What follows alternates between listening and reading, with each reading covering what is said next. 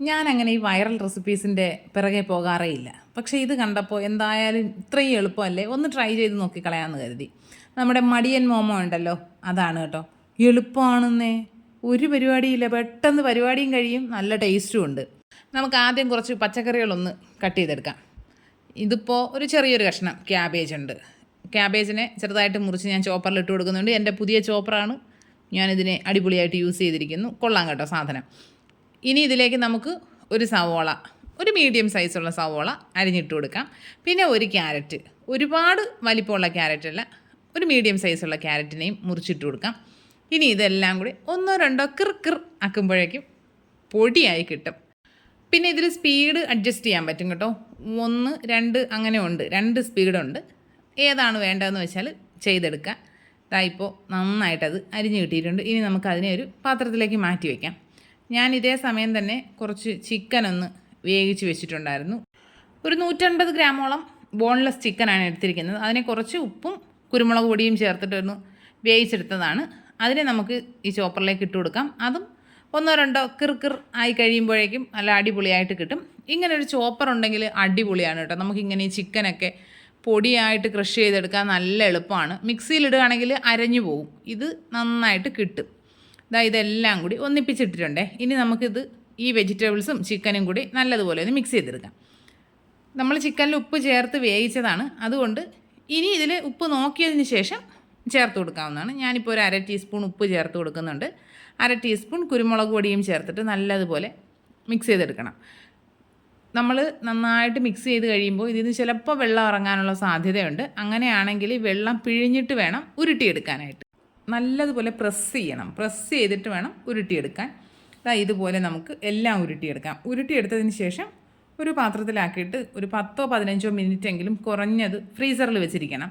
ഒരുപാട് സമയം വെച്ചിരിക്കേണ്ട, ഒരു 15 മിനിറ്റെങ്കിലും ഫ്രീസറിൽ വെച്ചിരിക്കുകയാണെങ്കിൽ നല്ലതുപോലെ ഒന്ന് ടൈറ്റായി കിട്ടും. നമുക്കിതിനെ ഫ്രീസറിൽ വെച്ചിട്ട് കുറച്ച് മാവൊന്ന് തയ്യാറാക്കി എടുക്കാനുണ്ട്. 2 പാത്രം എടുക്കാം. അതിൽ ഒരെണ്ണത്തിൽ 1/2 കപ്പ് മാവ് ചേർത്ത് കൊടുക്കുക, മറ്റൊരെണ്ണത്തിൽ 1/2 കപ്പ് മാവ് ചേർക്കാം.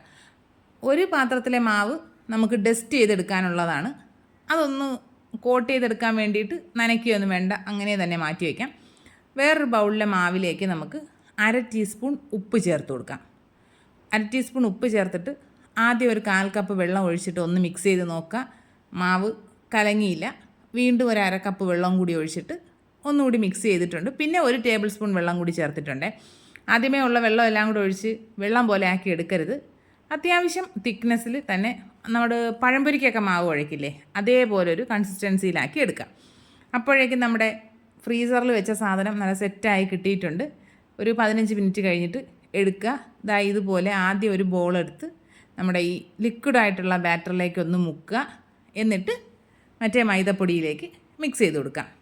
ഞാൻ ഇങ്ങനെ ചെയ്താണ് കേട്ടോ. നിങ്ങൾക്ക് അല്ലാതെ വേണമെങ്കിൽ ഈ ബോൾസിനെ വെള്ളത്തിൽ മുക്കിയിട്ട് മൈദയിൽ ഡസ്റ്റ് ചെയ്താൽ മതി. പക്ഷേ അങ്ങനെ ആകുമ്പോൾ ഒരു 2-3 തവണ വെള്ളത്തിൽ മുക്കുക, വീണ്ടും മൈദയിൽ മുക്കുക, അങ്ങനെയൊക്കെ ചെയ്യേണ്ടി വരും. ഇതാകുമ്പോൾ ഒരൊറ്റ തവണ കൊണ്ട് കാര്യം കഴിയും. ഈ ലിക്വിഡായിട്ടുള്ള മൈദയിൽ മുക്കുക, പിന്നെ പൊടിയിലൊന്ന് ഡസ്റ്റ് ചെയ്ത് കഴിഞ്ഞാൽ സെറ്റായി കഴിഞ്ഞു. ഇനി നമുക്കൊരു സ്റ്റീമറിൽ വെച്ച് കൊടുക്കാം. ഹൈ ഫ്ലെയിമിൽ ഒരു 15 മിനിറ്റ് ഒന്ന് ആവി കയറി കഴിയുമ്പോഴേക്കും കുക്കായി കിട്ടും.